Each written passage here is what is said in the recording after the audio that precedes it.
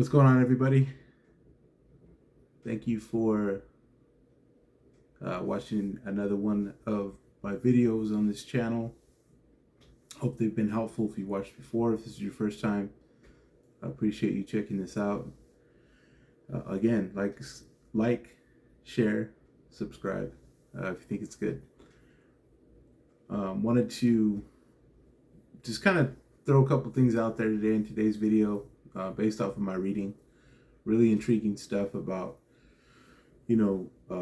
learned emotions and things like there's so many things that happen to us while we're growing up in childhood that we don't even realize, that we're not even aware of, either because these things are taking place when we're infants, or to at a certain point you start to forget specific memories in your childhood. You'll remember certain things. Like there's certain things I'll never forget from when I was really small, but not a lot.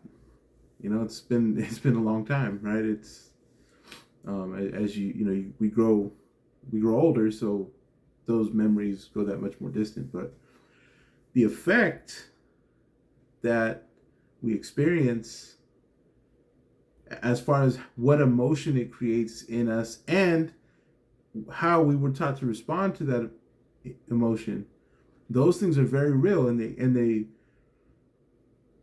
they go with us into adulthood.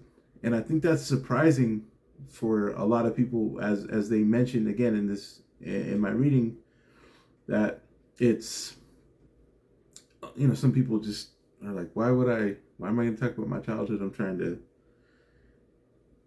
trying to better myself today. It's like, yeah, but a lot of who you are today has to do with what happened back then. And some people just don't see the value in that.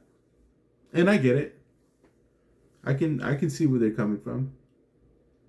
Again, we're all different people, different perspectives, different things mean different things to us according to how we translate that, according to how we receive that communication.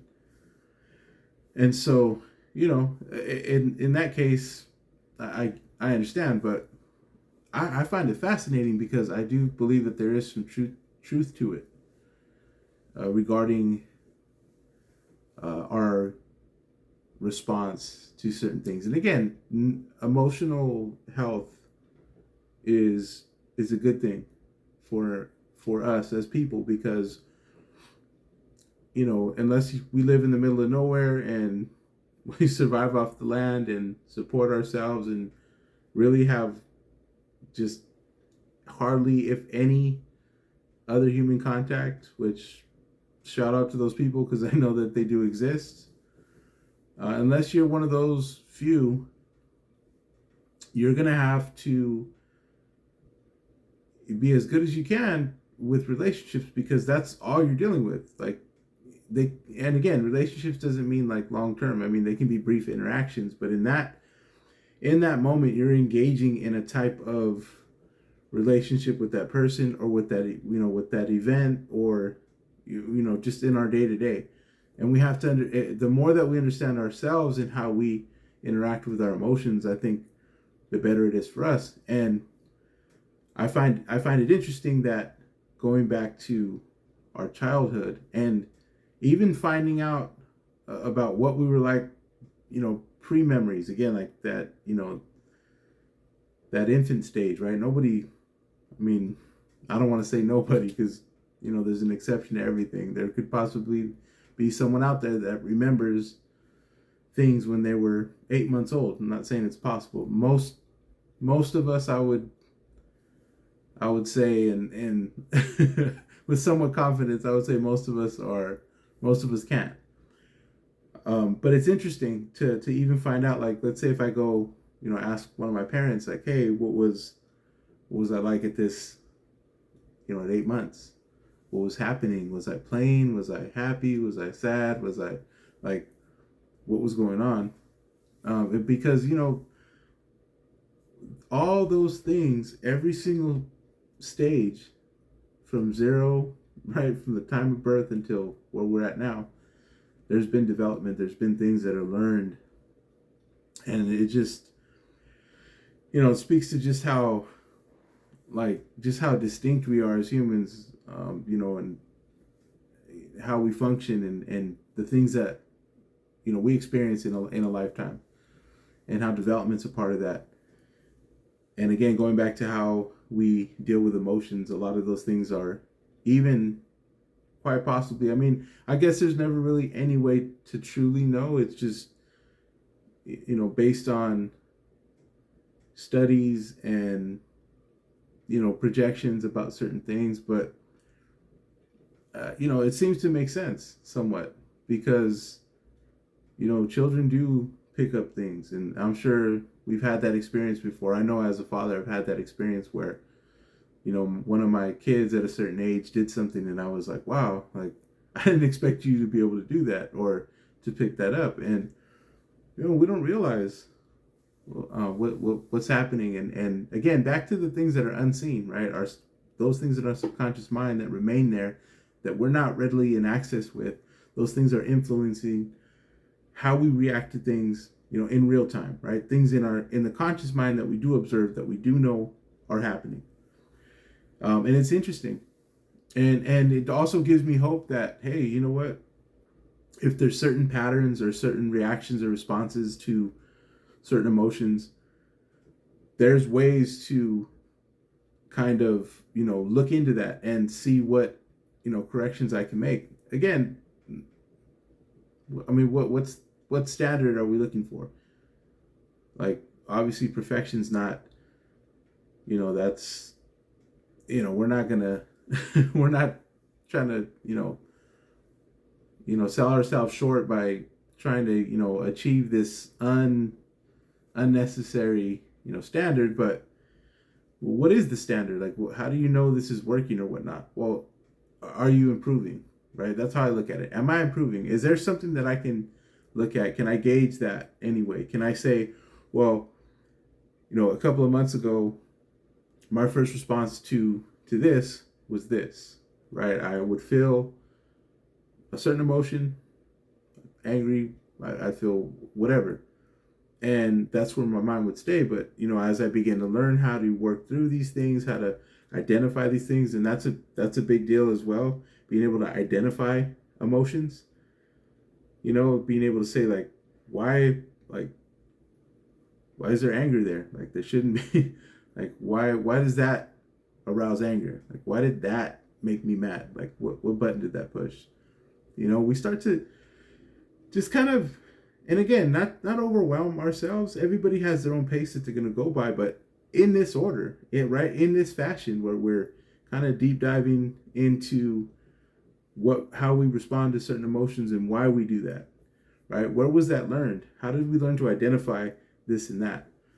And you might have an easier roadmap to follow if you grew up in a home where, your parents did their best to, to show you this, to practice this with you. But again, not to say that you would necessarily. And I would imagine it's harder if you had parents that weren't, didn't connect in that way, or you weren't shown that or taught that, right? Your emotions weren't necessarily, you weren't shown to identify them. You were kind of more shown to, control them in that situation, whatever needed to be done. So if they needed to be put away or to be hidden, then that's what you did. And, again, and not to say that's the case, each and every time, but, we have to have seen, like, it's like learning to tie your shoes. Like, there's just certain things that you have to have seen to have any idea, like, how to respond. Like, at some point, from when you're born until now, they're completely, like, oblivious to you. You have no idea how to respond to these things. It's brand new. And at some point you had to have seen an example of how to do that. And that became, how you identified those responses, and how you identified, what you call those emotions. And so, again, these are things that are helpful to look into. Now, am I saying, well, first of all, do I recommend this? I think it's a good thing. I think it's worth finding out that about ourselves, because I think it's just helpful, and it also is going to show us where we need to make adjustments or unlearn some things. But I'm not going to say everybody needs to do it. I mean, it's a this is intimidating to some of us. Like this type of stuff, even like talking about emotions and like, I mean, for some of us, those things kind of like, nah. I could do without that, or I don't really need to talk about that. Again, we're all different. We're all different. If you're asking me what do I recommend, I would say I think this is a worthwhile investment of time and effort, because yes, it is going to be difficult. It is difficult. This is something that I'm doing. This is a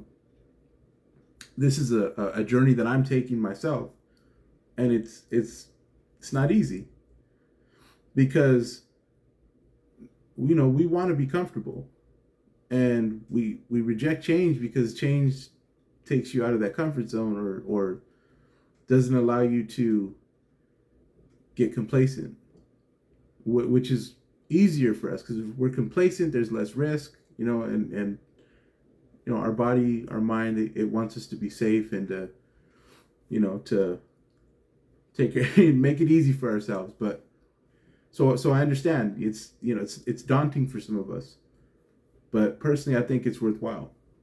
To look into those types of things. It's very interesting, to hear how these things not only can help us, identify emotions and emotional responses for the purpose of helping our relationship, but it also helps us, give ourselves a little bit more of a fair assessment. I think we're very hard on ourselves. If you're anything like me, you're a big critic in regards to everything that you do. I mean, your every waking moment.